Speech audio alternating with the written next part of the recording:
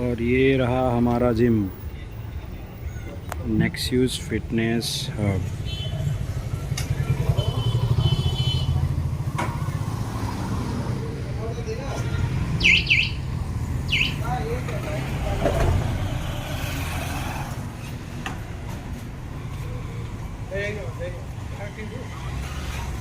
Hello everyone, कैसे हैं आप सब।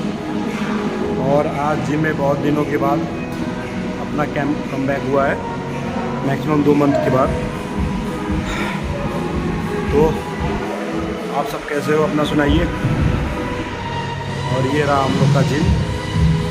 तो आज अपना पहला दिन है बाइसेप का, और बाइसेप कंटिन्यू करने जा रहा हूँ। ये रहा अपना बाइसेप का जो जिम करने का अपना टाइम हो गया है।